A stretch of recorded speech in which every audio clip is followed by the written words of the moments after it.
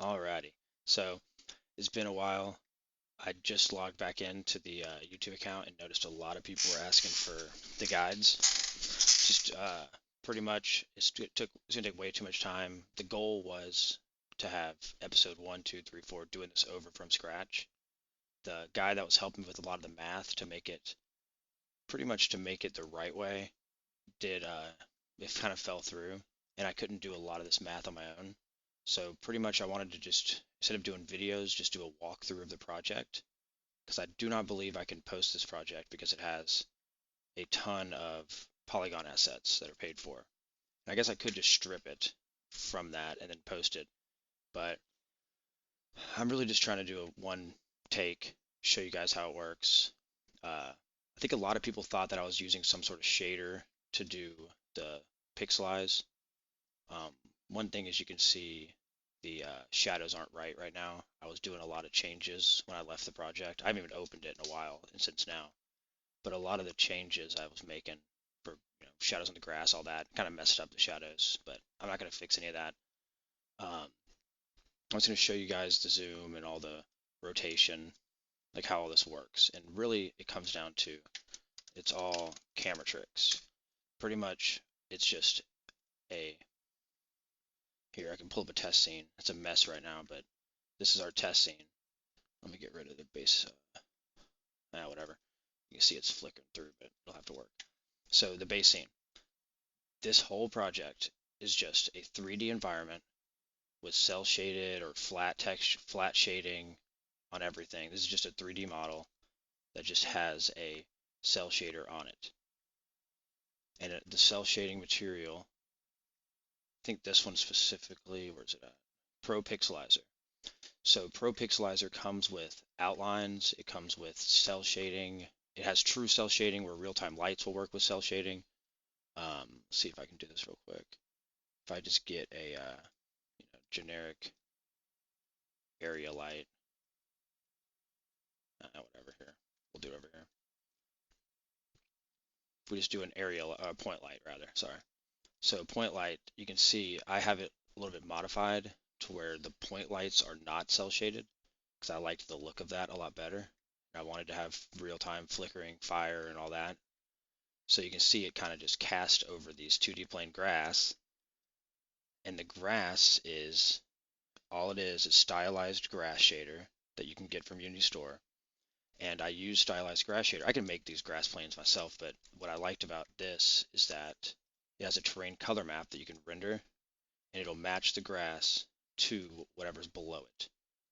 And it looks real funky from here, but because the camera is just one angle, I'll show you. You can see it gets that smooth, blended in look. I have the terrain at different heights right here, so it's all bugged out. And I'm not really sure why. I was messing with that. I was trying to see if you could actually get height added. They don't even have collision right now. I'm just walking on a plane right now with this fake terrain on top. So you can see over here though, it looks good. It all blends in. It's a little bit off. Again, I was messing with the settings. Usually this would almost match perfectly. There's some issues where it doesn't match perfectly, and then you can see too, the further you get away from the camera, it looks a little better. I don't know why. See right here, it doesn't match. But I had it to where it did match, but this is just for me messing with the settings.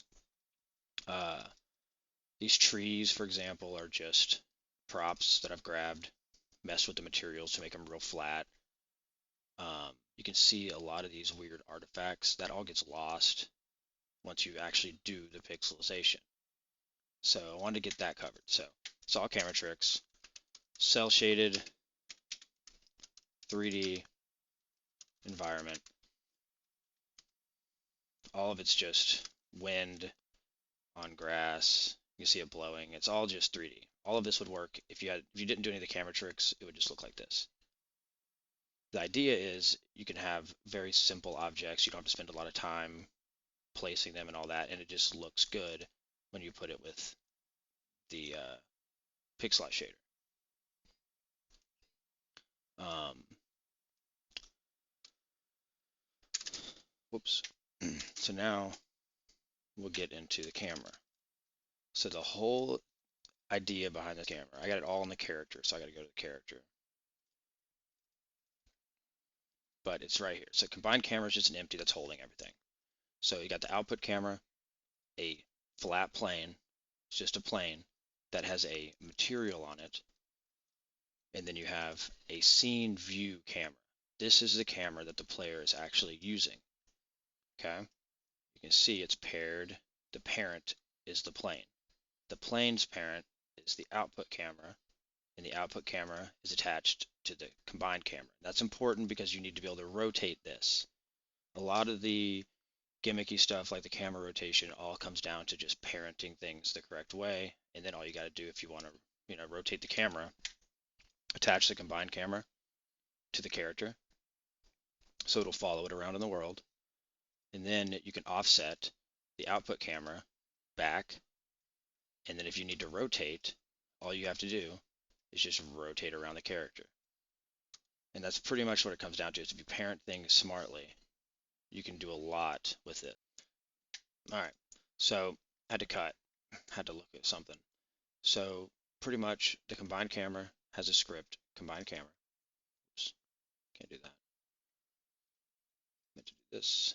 So we have the combined camera, and pretty much all this is doing is working with the camera lag, where it kind of smoothly follows you. That's what I was working on here. Didn't get it to work too well. I need to do a little bit more. That's part of the math I was talking about. I was just using dotween, or dotween, wherever it is. Where is it? dg.tweening. That's also an add-on you can get. I think there's a free version as well. But that's all that this was. The main script is the main camera controller. It sits on the output camera. And I'm not going to go through all of this, but if anybody wants to look at this, I'll go through it real quick.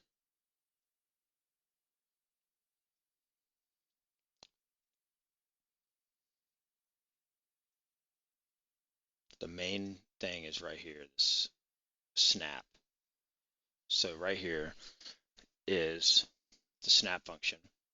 And I believe that this, I want to say, not 100% sure, but I believe that this only works with a camera that has an orthographic size 18. I would have to look into it, but I believe that the math doesn't work out perfectly like this unless it's a whole number, or maybe it's the render target size, but I'll get into that in a minute. I'm not going to go too much into it, but we'll get back into how that camera system actually works. So we have the output camera, and it's the one that centers on the player, and it's going to pretty much, it just looks at the game world. It just looks at the scene. This is your output camera. Okay, it follows the camera around. It's like the camera that's actually taking in everything in the world. Okay, and it's going to be rendering it to a render texture. You can see here, output texture, low res render target. And this is just a render texture. It's 640 by 360. So we're downscaling it. So we're downscaling the output to this render texture. We'll do it to a size of 640 by 360. You could go higher resolution, have more pixels, lower resolution, have less pixels. And then we're taking this render texture and we're turning it into a material. And it's just a universal render unlit. And we're pretty much just putting that render texture onto a plane. Now this is important. I have all of this paired up in a way to where it's all centered on each other. They all move together. That way, let me start over. So then you have this plane that's just a downscaled, pixelized version of what the output camera is seeing.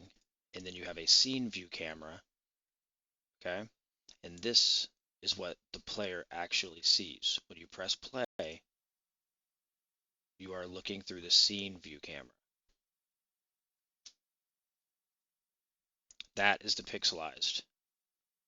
So you could have that scene view camera, you could have it somewhere 5,000 units away from the actual output camera.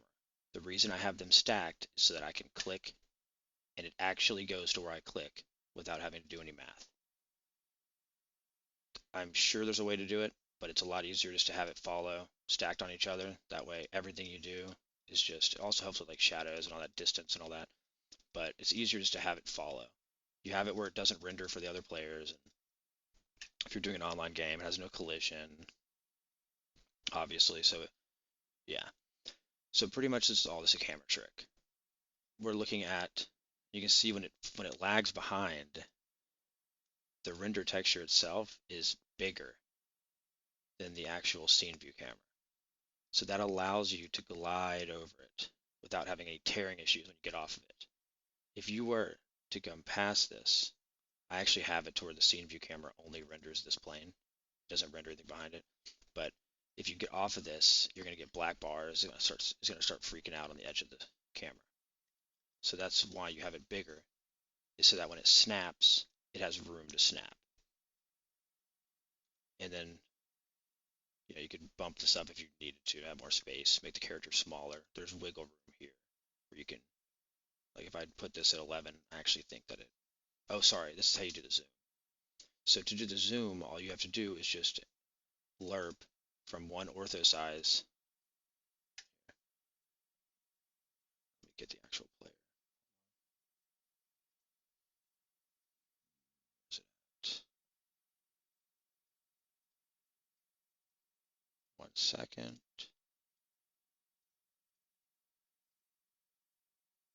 Not that one. We're looking at the actual SceneView camera. All right, so you can see when you want to zoom in, instead of doing math and all this crazy stuff, with this method, all you gotta do, just change the orthographic size. Voila. You can just lerp between those two numbers. And when you zoom out, it actually, see how it's 18, it starts at 16. That's just a small thing. So the SceneView camera doesn't need to be that much space for the snapping. You really only need a few units.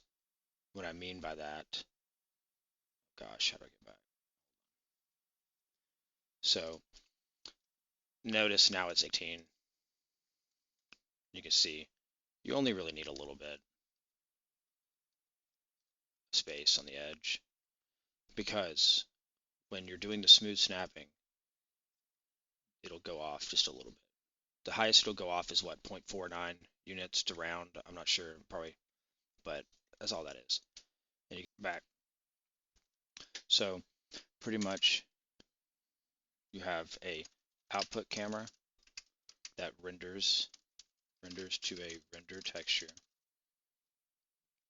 Then you have a plane with the render texture as a material on it. And then you have a scene view camera that views the plane and the character sees this, or sees from this view.